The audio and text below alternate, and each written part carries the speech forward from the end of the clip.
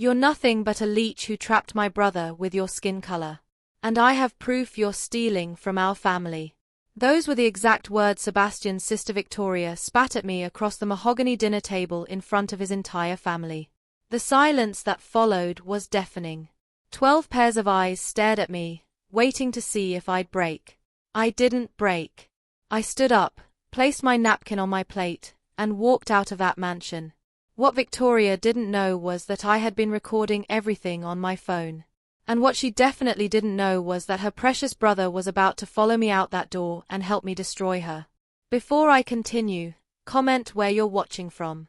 We love hearing from our global family.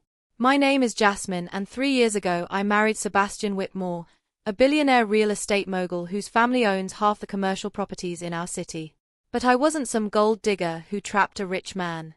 I was a successful businesswoman in my own right, owning a chain of luxury boutique hotels that I'd built from the ground up. When Sebastian and I met at a real estate investment conference, it was a meeting of equals. We started as business partners, then something deeper. Our relationship was built on mutual respect, shared ambition, and genuine love.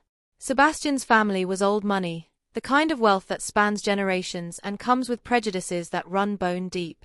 His sister Victoria, 5 years older and the self-appointed guardian of the family legacy, controlled their charitable foundation and had significant influence over family business decisions.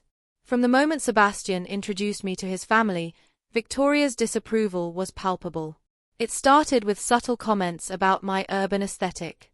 When I redecorated one of Sebastian's properties, she'd make jokes about bringing diversity to their family gatherings. When I'd share stories about growing up in a working-class neighborhood, she'd nod with that condescending smile that said she was just tolerating my presence. My hotel business was thriving. I had 5 successful properties across 3 states, and I was in talks with investors about international expansion. The only thing standing between me and my dream of opening my first European location was funding, specifically a grant from the Whitmore Family Foundation. Victoria was the foundation's director, which meant my application had to go through her. I prepared meticulously, presenting business plans, financial projections, and letters of support. When I submitted my proposal, Victoria barely looked at it before setting it aside. "We'll review it in due course," she said, her tone as cold as her blue eyes. Weeks turned into months. Other applications were processed and approved, but mine remained in limbo. When I asked Sebastian about it, he assured me that these things took time. I wanted to believe him.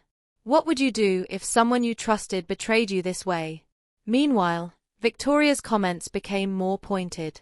She'd make remarks about certain people who didn't understand their place in society. Sebastian would squeeze my hand under the table, offering silent support, but he never confronted his sister directly. The breaking point came 6 months after I'd submitted my foundation application.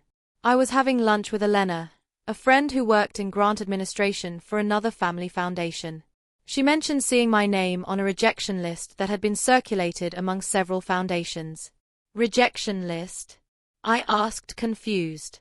But I haven't been rejected. I'm still waiting for a decision. Elena's face went pale.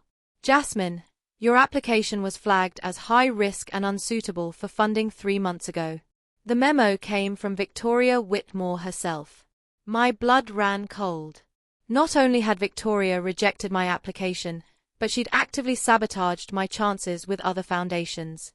I demanded to see the memo. Elena showed me a copy on her phone. The memo described my business as poorly managed and financially unstable, neither of which was true. It also included a paragraph about my questionable character and ulterior motives regarding the Whitmore family. That evening, I confronted Sebastian with the evidence. He was shocked, genuinely shocked, but his first response was to defend his sister. "There has to be some mistake," he said. "Victoria wouldn't do something like this. The memo has her signature." Sebastian, her official foundation letterhead. He was quiet for a long time, staring at the printed copy. Finally, he looked up at me with doubt. Not doubt about me, but doubt about the family he'd trusted his whole life. "Have you ever had to choose between truth and peace?"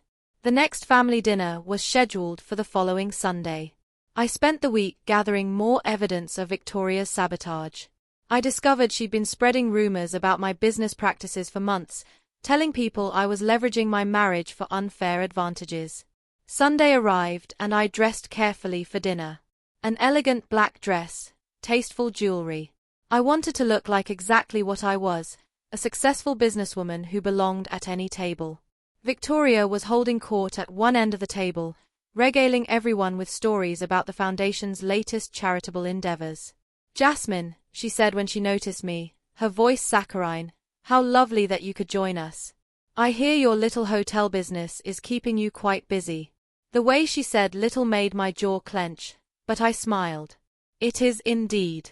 In fact, I wanted to thank you for processing my Foundation application so thoroughly." Victoria's smile faltered slightly. "Oh, yes. Well, we have to be very careful about where we invest the family's charitable dollars." "Of course," I said, pulling out my phone. "I was curious about something, though. When exactly did you decide that my business was financially unstable and that I had questionable character?" The table went quiet. Victoria's face went white, then red. "I'm sure I don't know what you're talking about." "Really?" I held up my phone because I have a copy of the memo you sent to 12 other foundations describing my application as high risk and warning them against funding any of my projects. Sebastian's voice was deadly quiet. "Victoria, is this true?" She turned to him, her eyes blazing. "I was protecting our family. Protecting you from someone who clearly married you for your money." "Protecting him from what exactly?" I asked, my voice dangerously calm. "From you." Victoria exploded, standing up abruptly. "From a woman who saw a rich, lonely man and decided to sink her claws in. You're nothing but a leech who trapped my brother with your skin color, and I have proof you're stealing from our family." The words hit me like physical blows. This woman had smiled at me for 3 years while harboring this level of hatred. "You made it about race. The moment you said I trapped your brother with my skin color," I said, my voice cutting through her protests, the table was frozen. 12 people sat in absolute silence, watching this confrontation unfold. Comment betrayed if you've ever had someone secretly working against you. Sebastian finally found his voice. "Victoria, apologize right now." "I will not apologize for speaking the truth," she said defiantly. I placed my napkin on my plate with deliberate care. "Thank you for finally showing me exactly who you are," I said to Victoria. Then I looked at Sebastian. "And thank you for showing me exactly who you married into." I walked out of that dining room with my head held high. I could hear chairs scraping behind me, voices rising in heated argument. But I didn't look back. I made it to my car before the tears came. 3 years of trying to fit into a world that would never truly accept me. I was fumbling with my car keys when I heard footsteps on the gravel. Sebastian was running toward me, his face a mixture of rage and devastation. "I'm sorry," he said when he reached me. "I should have stopped her. I should have said something." "Yes," I said simply. "You should have. I had no idea she'd been sabotaging your business. I swear to you, Jasmine. I had no idea." I studied his face. I could see he was telling the truth. His shock and horror were genuine. "But you're not surprised by her racism," I said. "Are you?" He was quiet for a long moment. "No," he admitted. "I told myself she was just old-fashioned, that she'd change." "You can't protect me from something by pretending it doesn't exist, Sebastian. What do you need from me?" he asked. "I need you to choose," I said. "Not just tonight, but every day going forward. I need you to choose me. Choose us over the family you were born into." "I choose you," he said without hesitation. "I choose us. Would you stay quiet or burn it all down like I did?" Over the next week, Sebastian's investigator found evidence of Victoria's systematic campaign to undermine my business. Emails, memos, recorded phone calls. She'd left a paper trail of sabotage. She was building a case, the investigator explained. Looking for anything she could use to prove you were taking advantage of the family. And did she find anything? I asked.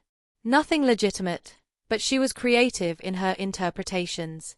The most damning evidence was a recording from a foundation board meeting where Victoria had argued against funding any business owned by Sebastian's wife because it would set a precedent for family members taking advantage of foundation resources. When Sebastian heard that recording, something fundamental shifted in him. She's not protecting the family, he said. She's protecting her own power. 3 weeks after the dinner incident, the Whitmore Family Foundation held its annual charity gala, Victoria's Moment to Shine. Sion and I had originally planned to skip it. But 3 days before the event, Sebastian came home with a different idea. I want to go, he said.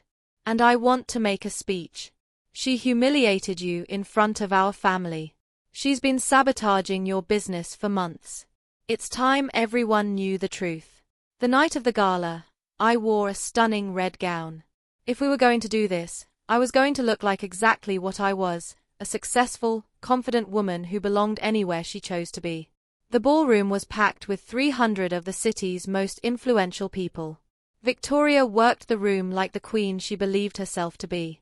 When she saw us enter, her face went pale. We had an RSVPD, but security knew us, so there was no way to keep us out without causing a scene. Halfway through the evening, Sebastian approached the podium. As a founding family member, he had the right to address the crowd. Ladies and gentlemen, he began, I'd like to take a moment to talk about the true mission of the Whitmore Family Foundation. Victoria looked like she might faint. 3 years ago, I married the most remarkable woman I've ever met. Sebastian continued, Jasmine built a successful business empire through talent, hard work, and vision. She's exactly the kind of entrepreneur our foundation was created to support. This wasn't the usual foundation speech about charitable giving. 6 months ago, my wife applied for a foundation grant to expand her business internationally. Her proposal was exemplary. Solid financials, clear community benefits, strong environmental standards, everything we claim to value. Sebastian paused. The application was rejected not because it didn't meet our standards, but because the foundation's director decided that my wife's race and our marriage made her an unsuitable recipient. The murmurs became gasps. People turned to look at Victoria, who stood frozen in place. For months, the foundation's director has been actively sabotaging my wife's business, spreading lies to other foundations and investors, using our family name to damage the reputation of a woman whose only crime was marrying me. Sebastian pulled out a folder. I have documentation of this campaign, emails, memos, recorded conversations, evidence of systematic discrimination that goes against everything this foundation represents. The ballroom was dead silent. 300 people holding their breath. Effective immediately, Victoria Whitmore is removed from her position as foundation director. The board has already voted on this decision. Victoria finally found her voice. You can't do this. I built this foundation. I've dedicated my life to preserving this family's legacy. No, Sebastian said, you've dedicated your life to controlling this family's wealth. There's a difference. He looked out at the crowd. I'm proud to be a Whitmore. But I'm more proud to be Jasmine's husband. I'm proud to be married to a woman who succeeded despite the obstacles people like my sister put in her path. Sebastian left the podium and walked straight to me, taking my hand in front of 300 witnesses. I choose her, he said loud enough for the room to hear. I choose the family we're building together. Comment expose. If you'd reveal everything like I did at the gala. The aftermath was swift. Victoria left the gala in disgrace. Her social standing in ruins. The foundation underwent complete restructuring with new leadership committed to actual equity and inclusion. My business flourished free from Victoria's sabotage. Investors lined up to back my expansion. I opened my Prague hotel 8 months later, and it's been booked solid since day one. More importantly, Sebastian and I emerged stronger than ever.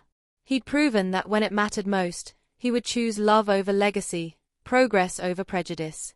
Victoria tried to reconcile months later, sending letters claiming she'd been protecting the family. We didn't respond. Some bridges once burned should stay that way.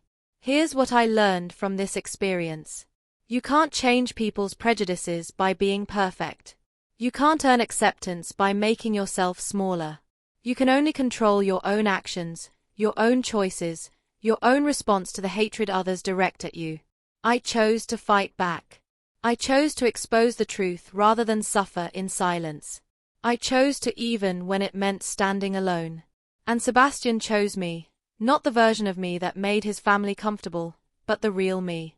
Ambitious, successful, and no longer willing to settle for anything less than I deserve. Today, we're building something beautiful, together. Our children will grow up understanding what love really means. That love is showing up for each other. That marriage is choosing your partner every single day. And that success isn't about squeezing yourself into someone else's expectations. Victoria lives a quiet life now. Her influence has faded. And honestly, I don't hate her anymore. She spent so much time trying to tear me down that she forgot to build anything meaningful for herself. But me. I'm building an empire. Not just hotels, but a hospitality empire rooted in diversity, opportunity, and real change. I hire people who've been overlooked. I create space for people who look like me to succeed.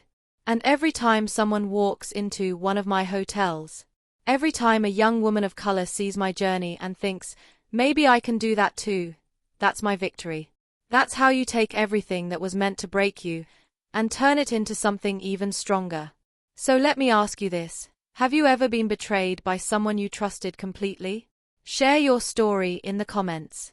I read every single one, and your voice might help someone else feel less alone. And remember this, you deserve a seat at any table you choose to approach. And if they don't make room for you, build your own table. Your worth is not defined by someone else's acceptance. Your success does not depend on their approval. And your voice matters, even when they try to silence it. Never shrink yourself to fit someone else's comfort zone. You were born to take up space in this world.